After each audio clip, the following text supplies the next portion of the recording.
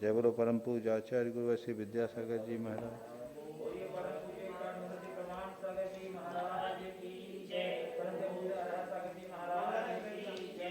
मोक्ष मार्गस्य नेतारं भेतारं कर्म भूभृतां ज्ञातारं विश्वतत्त्वानां वन्दे तद्गुणलब्धये। एक सवाल आया है वंदना जैन ऋषिकेश से। कल संख्या प्रूपणा के अंतर्गत भव्य मिथ्या दृष्टि की संख्या सामान्यवत और अभव अनंत, आज उसका स्पष्टीकरण करना था। अभव अनंत कैसे? दूसरा प्रश्न यह है, द्रव्य स्त्री वेद की अपेक्षा क्या स्त्री छायिक सम्यक दर्शन प्राप्त कर सकती है?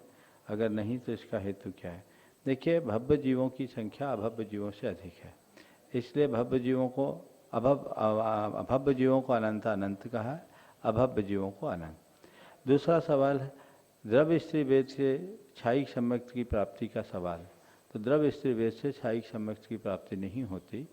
तो स्त्री वेद से छायिक सम्यक भले हो जाए, द्रव्य स्त्री को क्यों नहीं होगा? क्योंकि ऐसा शास्त्र में विधान है। इसका हेतु तो स्पष्टतया कुछ नहीं दिया कि छायिक सम्यक की प्राप्ति में स्त्रियों को क्या बाधा है। मोक्ष की प्राप्ति की बाधा का उल्लेख तो किया है, लेकिन छायिक सम्यक की प्राप्ति के बाधा का हेतु आगम में नहीं दिया। पर इसका अर्थ ये नहीं कि बाधा नहीं दिया तो नहीं, स्पष्ट निषेध है कि द्रव्य स्त्रियों के साथ छायिक सम्यक तो नहीं होगा। छायिक सम्यक तो प्रशस्त वेद के उदय में ही होता है, जो पुरुष वेद के ही साथ संभव है।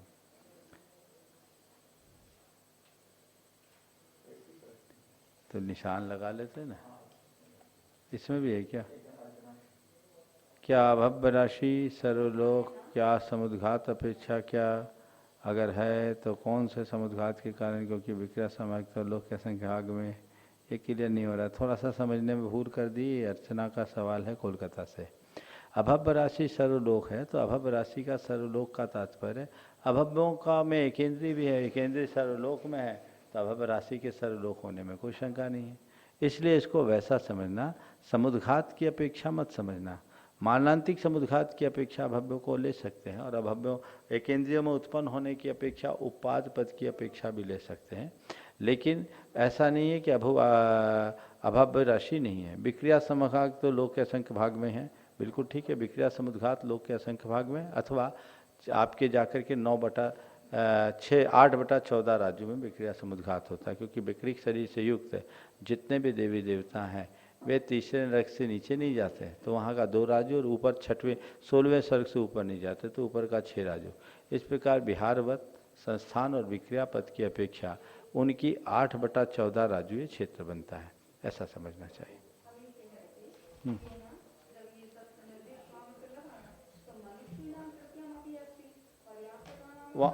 हाँ, नहीं, सर्वत्र भाववेद का उल्लेख है। मनुष्य योनिमति शब्द लेते हैं, हमारे यहाँ आगम में सब जगह योनिमति शब्द दिया। तो जब योनिमति है तो द्रव्य भेद है, और सामान्य है मानुषी शब्द लिया है, तो वह स्त्री वेद भाव वेद की अपेक्षा।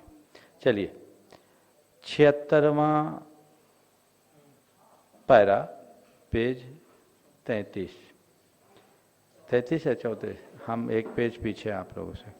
विशेषेण गत्यानुवादेन नरगतौ प्रथमायां पृथिव्यां नारकैः चतुर्गुणस्थानैर् लोकस्य असंख्येय भागः स्पष्टः।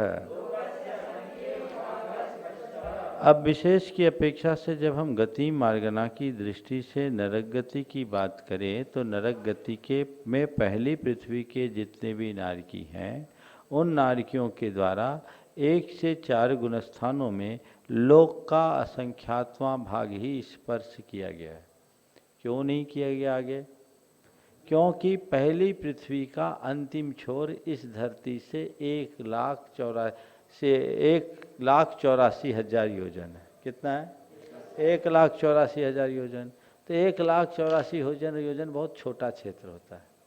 तो वो सर्वलोक के हिसाब से लोक का असंख्यात्मा भाग है। तो इसलिए पहली पृथ्वी में जो उनका क्षेत्र बनेगा, नारकी नीचे जाते नहीं, नारकी ऊपर आते नहीं। तो सामान्य कथन क्या, सॉरी 16,000, 80,000, 84,000, 1,00,000, 1,80,000, ठीक है 1,80,000। तो 1,80,000, 32,000, 28,000, 24,000, 20,000, 16,000, 8,000 योजन, ये पूरी। तो पहली पृथ्वी में मोटाई 1,80,000 योजन है। इस 1,80,000 योजन का अधिकतम क्षेत्र कितना बनेगा, लोक का संख्यात्मा भाग। अब वहाँ से वो ऊपर भी आएंगे तो मध्यलोक से ऊपर तो आएंगे नहीं, तो वो कितना क्षेत्र बना, 1,80,000 योजन ही देवत्व हुआ। इसलिए लोक के असंख्यात्म भाग है, नीचे जाएंगे नहीं, ऊपर मध्यलोक के अलावा कहीं जाएंगे नहीं, मनुष्य त्रियंचों में रहेंगे। इसलिए नारिकियों का स्पर्श क्षेत्र कितना बनेगा, प्रथम नरक के नारिकियों का किसी भी हिसाब से, चाहे वो मानांतिक समुद्घात हो, वैक्रियक पद हो, विहारवत स्वस्थान हो, उपाद पद हो, पहली पृथ्वी के नारिकियों का स्पर्श क्षेत्र एक लोक का असंख्यात्मा। द्वितीयादिषु प्राक सप्तम्या मिथ्या दृष्टि सासादन सम्यक दृष्टिभिर लोकश असंख्ये भाग एकौ द्वौ त्रयः चत्वारः पंच चतुर्दश भागा वा देशोना।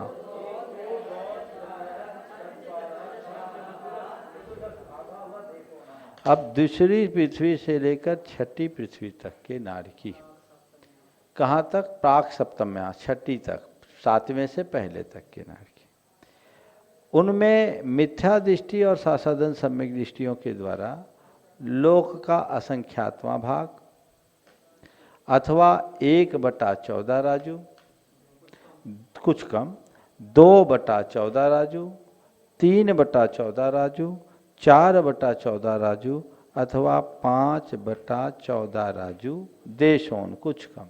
अब इसमें समझो ऐसा क्यों, इसके पीछे के रीजन को समझो।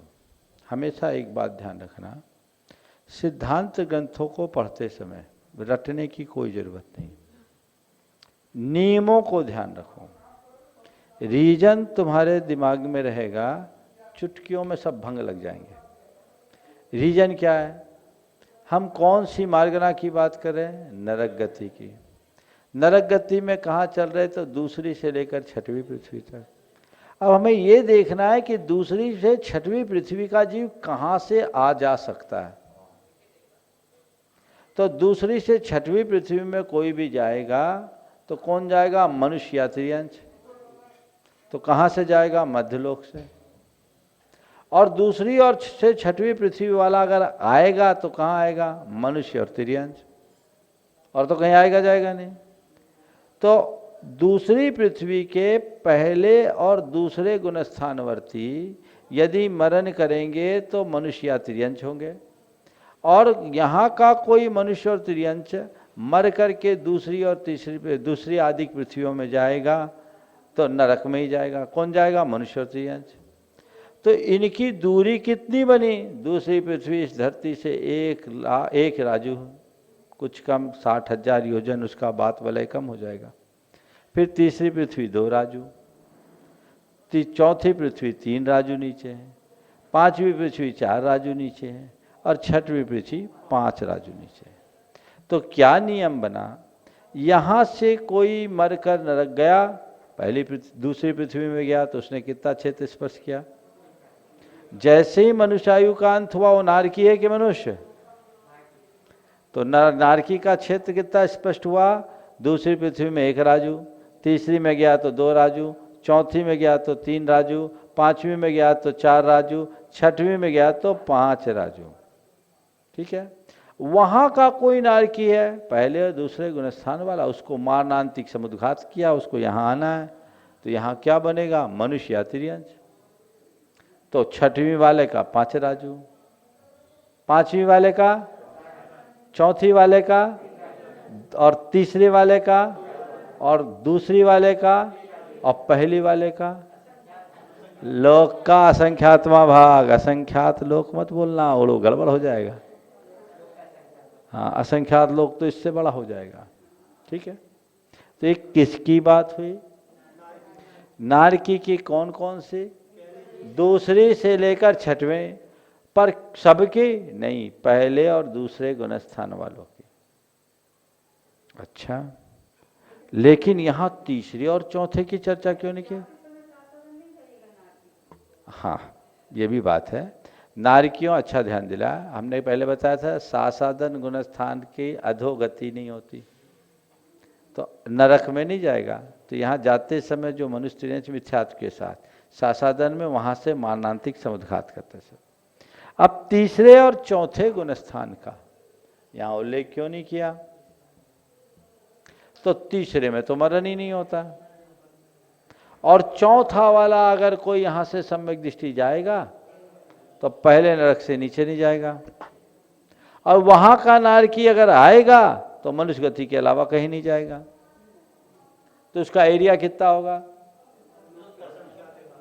लोक का संख्यात होगा, क्योंकि उसको 2.5 द्वीप से बाहर जाना नहीं, जो कल मैंने डायग्राम बताया था ना, बस इतने हिस्से में आया, पूरा मध्यलोक में नहीं आया। समझ गए? इसलिए इन्होंने पहले दूसरे गुणस्थान का कथन अलग किया और तीसरे चौथे गुणस्थान का कथन अलग किया। समझ में आ गया? तो सम्यक मिथ्या दृष्टि असंयत सम्यक दृष्टि भी लोकस्य असंख्य भाग। सम्यक मिथ्या दृष्टि और असंयत सम्यक दृष्टियों का लोक का असंख्यातवां भाग क्षेत्र ही स्पर्श किया। किस अपेक्षा से होगा? मानांतिक समुद्घात की अपेक्षा। समझ गए? वहां से कोई नारकी मरणांतिक समुद्घात करेगा और मनुष्य होना है, तो उसका क्षेत्र कितना हुआ? लोक का असंख्यातवां भाग। स्पष्ट हो गया? अब 7 और क्या लेंगे? उपादम की अपेक्षा से यहां से सम्यक दृष्टि छठवें नरक जाएगा क्या? वहां वाला आएगा तो उस समय तो मनुष्य बन गया वो। बिहार वत संस्थान नारकी अपने बिलों से बाहर नहीं जाते, बिल में ही घूमते हैं। अपनी कॉलोनी से बाहर बेन है, गेट से बाहर जैसे अभी अपन लोग नहीं जाते हैं। हाँ, लोक का असंख्यातवें भाग में आएगा वो, सब लोक के असंख्यातवें भाग में। जो बड़ा आया ना, ये किस में आएगा? मारणांतिक समुद्घात में। अब 7वीं पृथ्वी को क्यों छोड़ दिया महाराज? एक साथ बोल देते तो फट से समझ में आ जाए। नहीं, 7वीं के कुछ कायदे। क्या कायदा है? सबसे पहली बात कि 7वीं पृथ्वी से निकलने वाला जीव केवल मिथ्यात्व गुणस्थान में ही मरता। किसमें मरता? और मिथ्या दृष्टि ही 7वें में जाता है। ठीक है, सासादन नरक तो जाता ही नहीं, तीसरे वाला मरता नहीं, और चौथे वाला पहली पृथ्वी को छोड़ के कहीं जाता नहीं। तो यहां से जाने की अपेक्षा केवल मिथ्या दृष्टि की बात आएगी, और वहां से निकलने वाला भी मिथ्या दृष्टि है। समझ गए? तो मिथ्या दृष्टियों की चर्चा अलग होगी और बाकी की चर्चा अलग होगी। तो देखिए, सप्तम्याम पृथिव्याम मिथ्या दृष्टि भेद लोकस्य असंख्ये भाग षट चतुर्दश भागा वा देशोनाः। 7वीं पृथ्वी में मिथ्या दृष्टियों के द्वारा स्वस्थान पद की अपेक्षा लोक का असंख्यातवां भाग। लेकिन यहां से कोई नरक में उत्पन्न हो रहा है, उपाद पद, और कोई नारकी 7वें नरक का यहाँ मनुष्य या तो तिर्यंच ही होगा। तिर्यंच पूरे मध्यलोक में कहीं जाएगा। सप्तम नरक का नारकी निकल कर क्या बनता है? नियमतः तिर्यंच। तो कहीं भी जाएगा तो यहाँ से 7वें नरक की दूरी कितनी है? 6 राजू। नीचे के बाद वाले को छोड़ के 60,000, तो कुछ कम 6 राजू 7वें पृथ्वी के मिथ्या दृष्टियों ने स्पृष्ट किया। किस पद की अपेक्षा? उपाद पद और मारणांतिक समुद्घात। केवल ये 2 बात समझना। नियम क्या? मिथ्या दृष्टि 7वें नरक में जाएगा, और सप्तम नरक में मरण केवल मिथ्यात्व में ही होगा और तिर्यंचों में ही उत्पन्न होगा। जाएगा तो मनुष्य भी, पर वहाँ से निकल कर आएगा तो कहाँ जाएगा? केवल पंचेंद्रीय गर्भज तिर्यंचों में।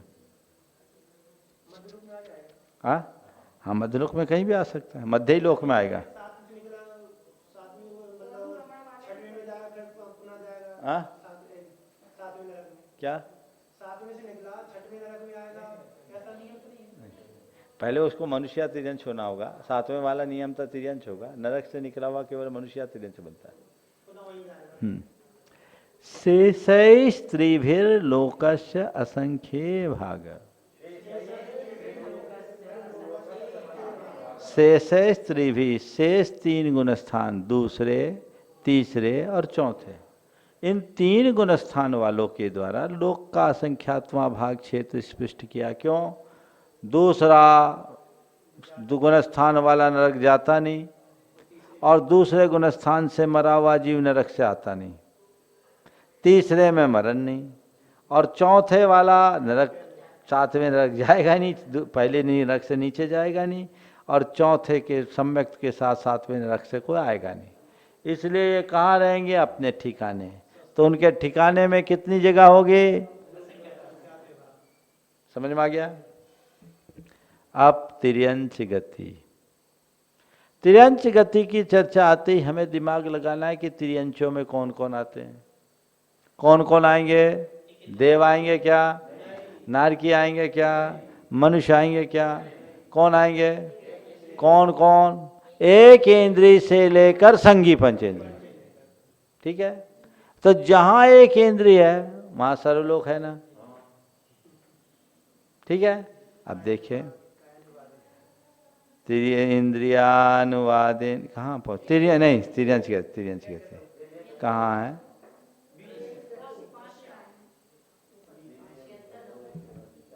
तिर्यक गतौ तिरश्याम मिथ्या दृष्टि भी सर्वलोक स्पृष्ट।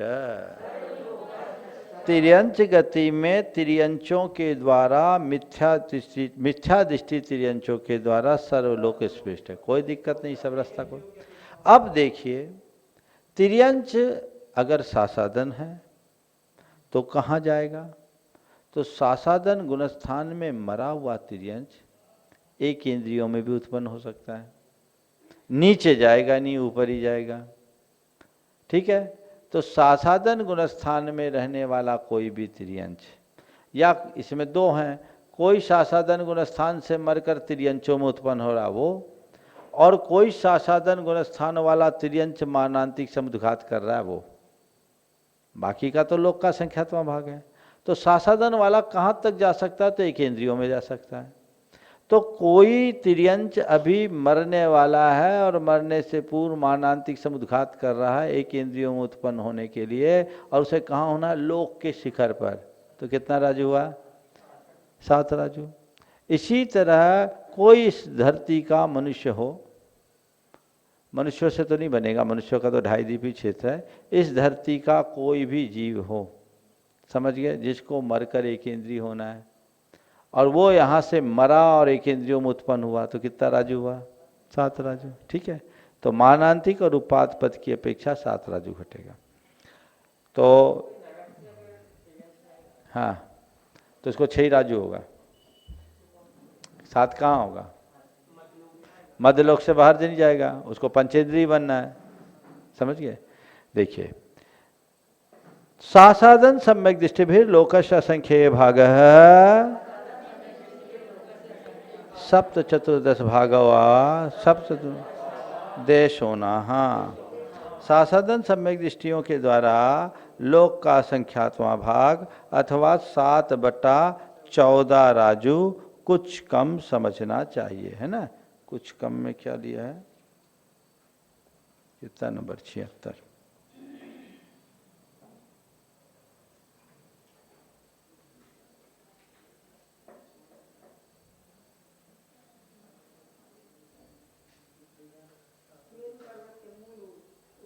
हाँ, ऐसा लेना, ये मेरू पर्वत से ऊपर 7 राजू है, उससे नीचे नहीं, समझ गए?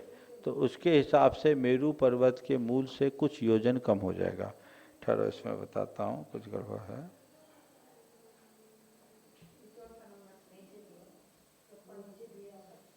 देखो क्या ले, मेरू पर्वत के मूल से ऊपर 7 राजू, यह स्पर्शन मारणांतिक समुद्घात की अपेक्षा प्राप्त होता है। यद्यपि तिर्यंत सासादन सम्यक दृष्टि जीव मेरू पर्वत के मूल से नीचे भवनवासियों में मारणांतिक समुद्घात करते हुए पाए जाते हैं, तथापि इतने मात्र से स्पर्शन क्षेत्र 7 राजू से अधिक न होकर कम ही रहता है। ऐसे जीव मेरू पर्वत के मूल से नीचे केंद्रियों में व नारकियों में मारणांतिक समुद्घात नहीं करते, यह उक्त कथन का तात्पर्य है। ठीक है, तो 7 राजू लेना। चलिए, अब बात आई सम्यक मिथ्या दृष्टि की। तो सम्यक मिथ्या दृष्टि भी लोकस्य असंख्ये भाग, सम्यक मिथ्या दृष्टियों के द्वारा लोक के असंख्यात्मा भाग स्पष्ट है, क्योंकि अमरण नहीं है, स्वस्थान ही रहेगा। हाँ हाँ हाँ हाँ, बहुत अच्छा सवाल है। सासादन का हमने जब समझा था तो नीचे का 5 और ऊपर का 7, 12 ले लिया था। तिर्यंच गति में क्यों नहीं लिया? ठीक है, नीचे से जो तिर्यंच आएगा वो कौन है? नारकी मारणांतिक समुद्घात करेगा। वो मारणांतिक जो समुद्घात कर रहा है वो तिर्यंच है कि नारकी? ठीक, यहाँ से जो एक इंद्रियों में कर रहा है वो तिर्यंच हो सकता है, और यहाँ से जो सासादन गुणस्थान वाला अधोगामी है क्या? फिर कैसे होगा? उपाद कैसे? जब मरेगा सासादन में तब ना उपाद होगा। गुणस्थान कौन सा है? यहाँ से कोई जीव मर कर, अच्छा 7वें नरक का नारकी, 6ठे नरक का नारकी अगर त्रियंचों में उत्पन्न हुआ तो जिस समय वो मरा उस समय कौन था वो? कैसे काउंट करेंगे? इसलिए सामान्य में कर लिया, विशेष में नहीं।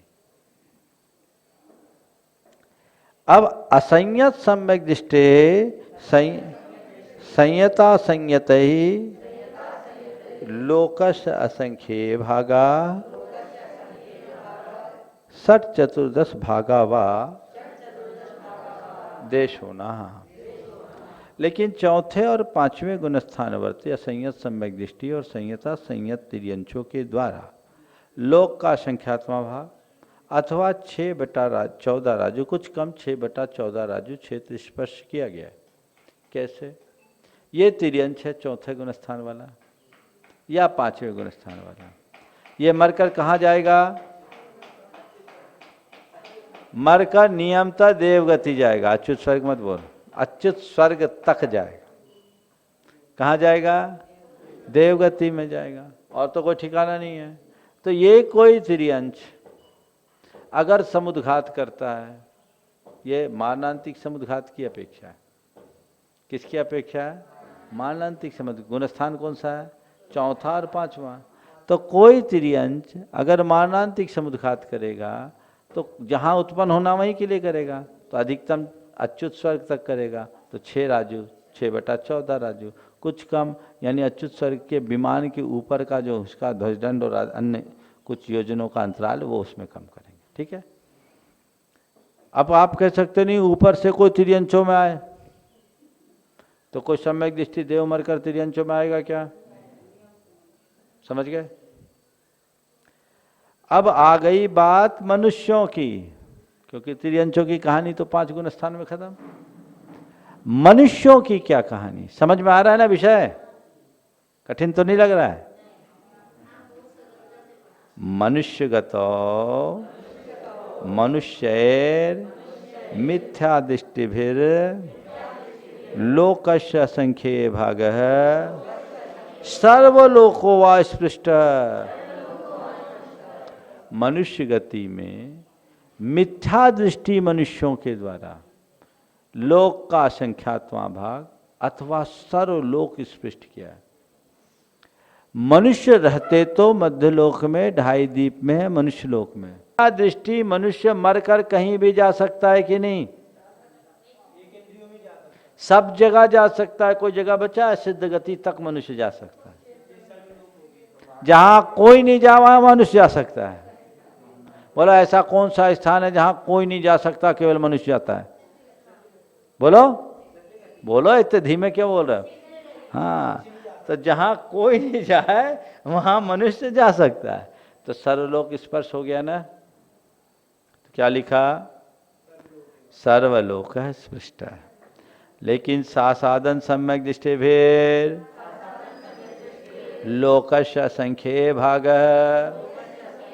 सप्त चतुर्दश भागावाद देशो नहा।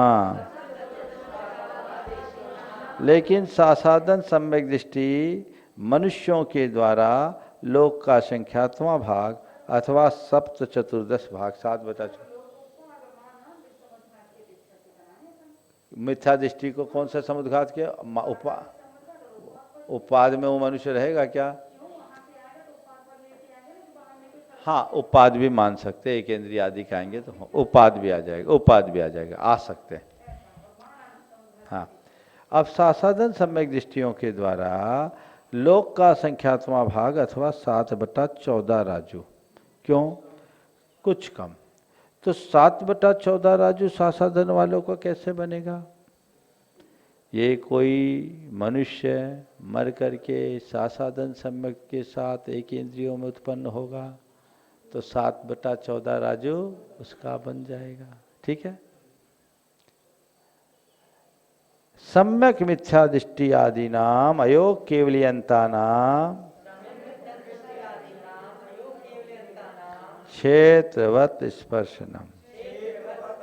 सम्यक मिथ्या दृष्टि को आदि लेकर अयोग केवली अंत तक क्षेत्र की तरह स्पर्श है। क्यों? सम्यक मिथ्या दृष्टि का लोक का संख्यात्मा भाग, और इन सब का क्षेत्र कितना बताया था? 12वें गुण स्थान तक लोक का संख्यात्मा भाग। क्यों? असंयत सम्यक दृष्टि का लोक के संख्यात्मक भाग से अधिक क्यों नहीं? इसलिए नहीं कि असंयत सम्यक दृष्टि मनुष्य मर करके यदि जाएगा तो देवगति में ही जाएगा, अथवा प्रथम नरक तक जाएगा, अथवा भोग भूमि में जाएगा, और कोई ठिकाना है? ये सब लोक का संख्यात्मा भागी है, क्योंकि उसके 2.5 दीप से ही जाना है। ठीक है। इसी तरह 5वें में भी लोक का संख्यात्मा भाग, 6वें में भी, 7वें में, 8वें, 9वें, 10वें, 11वें, 12वें में, और 13वें में लोक का संख्यात्मा भाग, असंख्यात बहुभाग, सर्वलोक, और 14वें में सामान्य में जो कहा वैसा लगा लेना। हाँ, मनुष्य,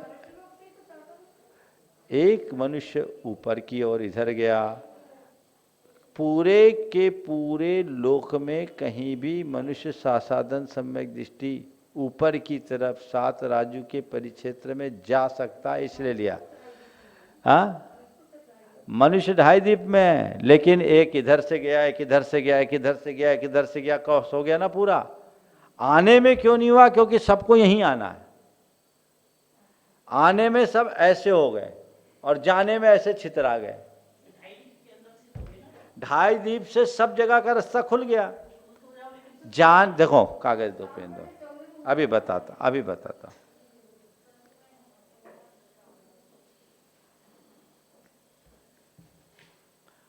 वो मार्कर पेन कल से रखा करो, ले आओ तो वहां से।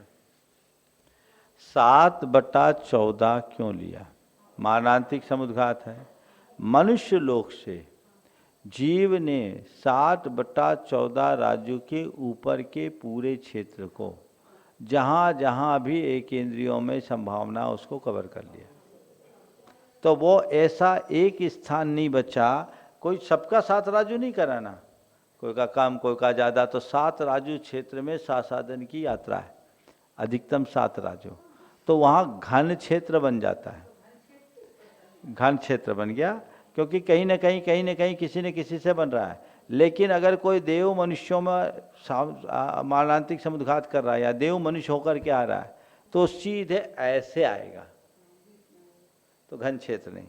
देखो इसका शायद कुछ दिया हो और पढ़ता हूँ।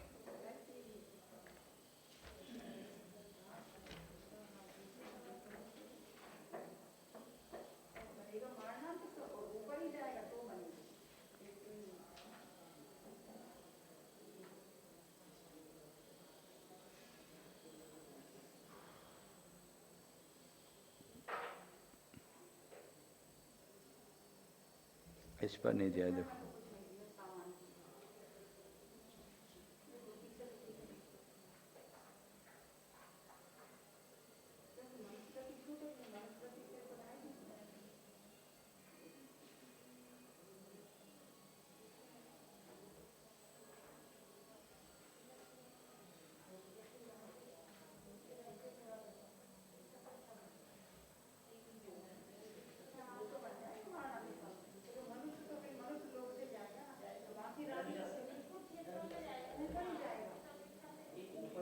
मैं अभी क्या बोला? मनुष्य सासादन सम्यक दृष्टि मनुष्य सर्व एक इंद्रियों में जा सकता है कि नहीं, पर उसकी शर्त है मेरु तल से ऊपर, मेरु से नीचे नहीं। तो सर्व एक इंद्रियों में सासादन सम्यक दृष्टि गया तो 7 राजू के क्षेत्र में जितने भी एक इंद्रिय हैं उनमें मनुष्यों का उत्पाद संभव है कि नहीं? तो उतने में उत्पाद होने से उतना मनुष्यों का क्षेत्र हुआ कि नहीं? हुआ ना? अरे 2.5 दीप वाले गए, लेकिन एक इधर गया, एक इधर गया, एक इधर गया, एक इधर, अतीत काल में सबको स्पर्श कर लिया। हाँ हाँ, सब जगह 7 राजू थोड़ी बेला, सब मिला के 7 राजू का घन क्षेत्र पकड़ना। हाँ, उपाद बन जाएगा, लेकिन इनका कहना घन क्षेत्र कैसे बनेगा? गया तो इतने ही से एरिया से नहीं मिला। अरे मार्कर पेन नहीं है क्या? हाँ, अरे नया मंगाने की जरूरत नहीं, अपने कमरे में रखिए, रंद है। अब उस दिन लाया था कहाँ? हाँ हाँ, चलो इसको हम ना कल एक डायग्राम के साथ बता देंगे, अच्छे से समझ में आ जाएगा। ठीक है, आगे चलते हैं। तो हाँ, तो काम का नहीं है, मोटा चाहिए, चलो हो जाएगा।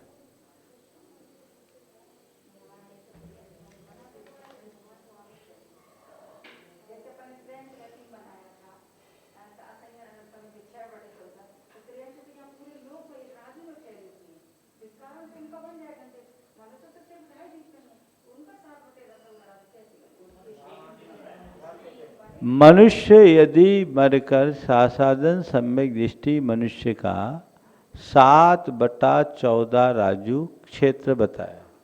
यह 7/14 राजू क्षेत्र किस हिसाब से बताया, आपका ये कहना है? तो एक मनुष्य मर करके एक इंद्रियों में उत्पन्न हो सकता है कि नहीं? अब ये एक इंद्रिय का जो क्षेत्र है वो 7/14 राजू में सर्वत्र है कि नहीं? अब यहाँ से गया, यहाँ से गया, यहाँ से गया, इधर भी गया, इधर भी गया, इधर भी गया, इधर भी गया, इधर भी गया, इधर भी गया, इधर भी गया, इधर भी गया, इधर भी गया, इधर भी गया, ये सराउंडिंग एरिया में वो जा सकता है कि नहीं? तो ऐसे सराउंडिंग एरिया में अगर मनुष्य जाएगा तो 7/14 राजू हो सकता है। सब जगह का 7 राजू के प्रस्तार तो मोटाई तो सर्वत्र 7 राजू है ही लोक की। तो तृष्णाली से बाहर मनुष्य जा सकता है कि नहीं जा सकता? तृष्णाली से बाहर मनुष्य जा सकता है, मारणांतिक समुद्घात की अपेक्षा। तो मनुष्य तृष्णाली से बाहर जाकर के सब एरिया को कवर कर लिया, इसके लिए 7/14 हो गया। लेकिन सासादन गुणस्थान में कोई तृष्णाली के बाहर का जीव मनुष्यों में नहीं आ सकता।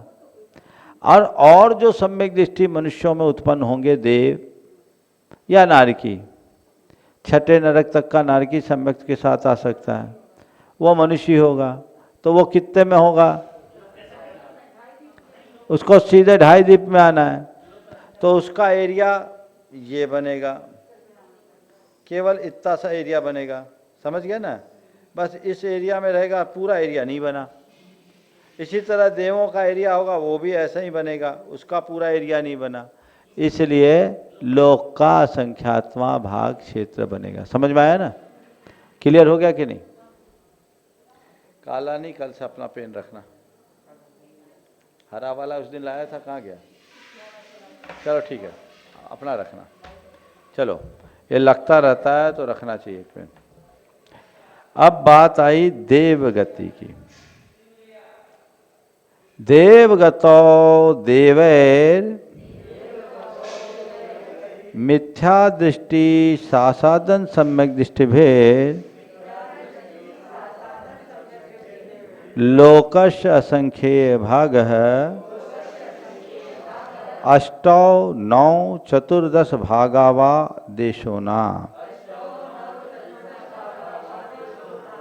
देवगति के अनुवाद से मिथ्या दृष्टि और सासादन सम्यक दृष्टि देवों द्वारा लोक का असंख्यात्मा भाग अथवा 8/14 या 9/14 राजू स्पर्श किया गया है, कुछ कम। कैसे? एक देव यदि विहार करके तीसरे नरक तक घूमने गया और ऊपर 16वें स्वर्ग तक गया तो कितना हुआ? 6 ऊपर 2 नीचे, ठीक है। और वही देव तीसरे नरक में था और उसके मरने का समय आ गया और वो एक इंद्रियों में उत्पन्न होना, उसको देव मरकर एक इंद्रिय हो सकता है कि नहीं? उसने मारणांतिक समुद्घात किया तो कितना हुआ? 7 राजू ऊपर और 2 राजू नीचे, 9 राजू हो गया। तो 9 राजू में तीसरी पृथ्वी के नीचे का जो हिस्सा है शेष वो रह जाएगा, इसलिए कुछ कम 9/14 राजू, और 8 राजू में भी तीसरी पृथ्वी के नीचे का जो हिस्सा है और ऊपर भी अच्युत स्वर्ग से ऊपर का जो हिस्सा वो छूट जाएगा। तो ये किस अपेक्षा से? विहारवत वैकृक पद और मारणांतिक समुद्घात की अपेक्षा से 9/14, 8/14 या 9/14?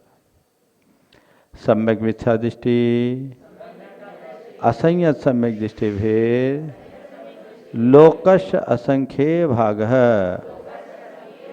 अष्टौ चतुर्दश भागावा देशोना।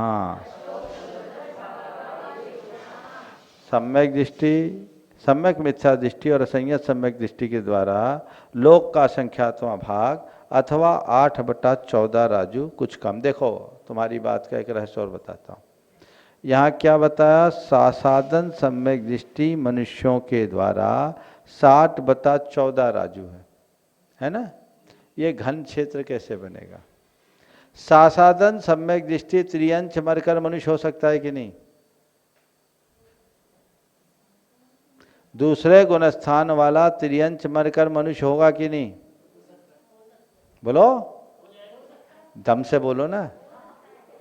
अब एक स्वयंभू रमन द्वीप का मनुष्य त्रियंश बैठा हुआ है, एकदम स्वयंभू रमन समुद्र के छोर पे, एक इस छोर पे, वो सासादन है, उसने मारणांतिक समुद्घात किया, वो मर करके नहीं, उपाध पर मरा, वहां से मरकर मनुष्य हुआ, हो गया ना घन पेटी। खुल गई खिड़की धीरे धीरे खुलती है, हो गया ना समस्या हल। अब देखो ये कैसे हुआ। देवों में मिथ्या दृष्टि और सासादन सम्यक दृष्टि के द्वारा लोक का संख्यात्मा भाग अथवा 8/14 और 9/14, ये तो स्पष्ट हो गया। सम्यक मिथ्या दृष्टि और असंयत सम्यक दृष्टियों के द्वारा लोक का संख्यात्मा भाग, ठीक है, ये भी ठीक है। अष्टौ चतुर्दश भागावा देशोना, ये इसमें सम्यक मिथ्या दृष्टि का मत लेना, केवल असंयत सम्यक दृष्टि का लेना। सम्यक मिथ्या दृष्टि लोक कैसे होगा?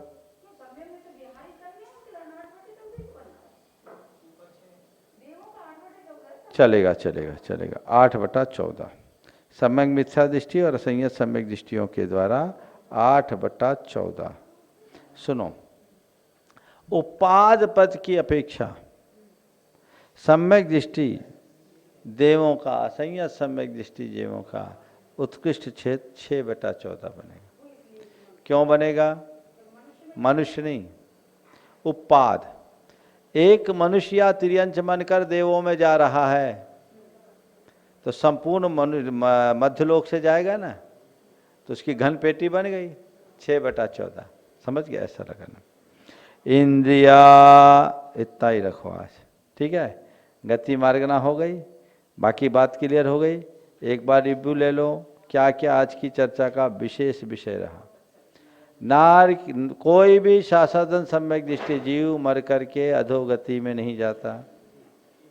सम्यक दृष्टि अगर नरक जाता है तो प्रथम नरक से नीचे नहीं जाता।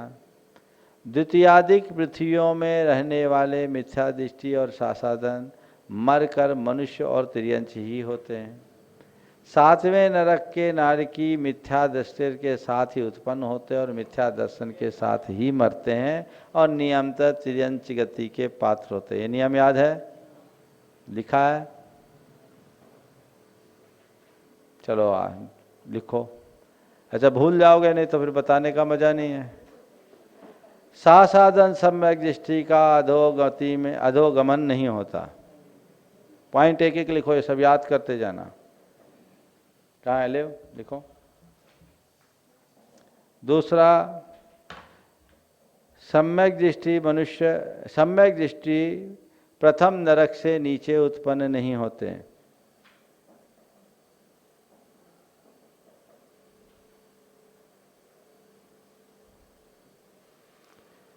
द्वितीयादि नरकों में केवल मिथ्या दृष्टि ही जाते हैं।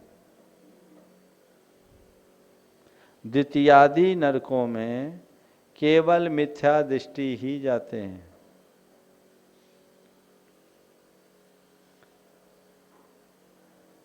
दूसरे से छठवें नरक तक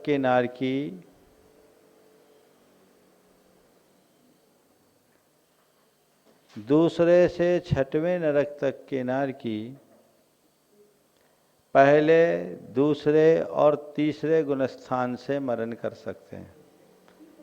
पहले, दूसरे और चौथे, क्या बोल दिया, तीसरे बोल दिया। पहले, दूसरे और चौथे गुणस्थान से मरण करते हैं।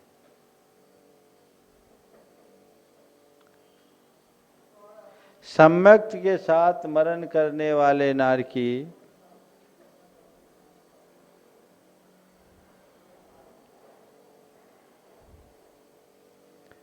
नियमतः कर्म भूमि के मनुष्य ही होते हैं। कर्म भूमि के गर्भज मनुष्य ही होते हैं।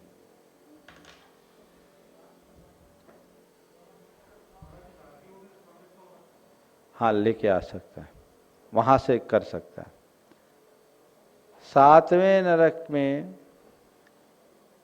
मिथ्या दृष्टि ही जाते हैं, और सातवें नरक में मरण भी एकमात्र मिथ्यात्व गुण स्थान में होता है।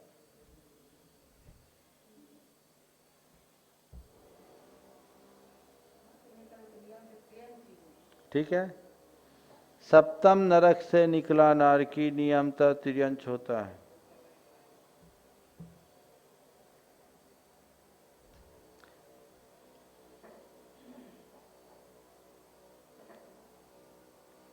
जिस जीव का, अगला पॉइंट लिखो, जिस जीव का जिस गुणस्थान में मरण होता है, मारणांतिक समुद्घात भी उसी गुणस्थान में होता है। जिस जीव का जिस गुणस्थान में मारणांतिक समुद्घात होगा, मरण भी उसी गुणस्थान में होगा।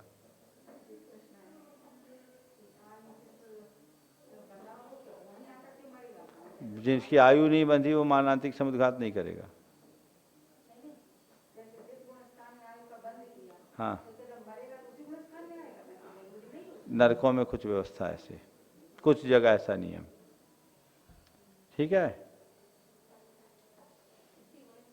मरेगा। आज इतना ही रखो। उसमें भी एक ही बार खुलासा हुआ था, दूसरी बार में विराट सागर जी का बंद कर। अच्छा, जिनवानी स्थिति पहले भी जिनवानी। पीयूष है विषय सौख्य विरेचना, पीत शीघ्र मिटती चिर वेदना, भाई जरा जन्म रोग निवारती है, संजीवनी सुख करी जिन भारती, वाणी जिनेन्द्र कथिता दुख हारिणी, संत्रस्त भवजन को सुखदायिनी, तेरा करू स्तवन मैं अयम्ब देवी, तो से गही बन सकूं निज आत्म से, होके विलीन जिसमें मन मोद पाते, संसारी जीव भव श्री जैन शासन रहे जयवंत प्यारा, हाई यही शरण जीवन है।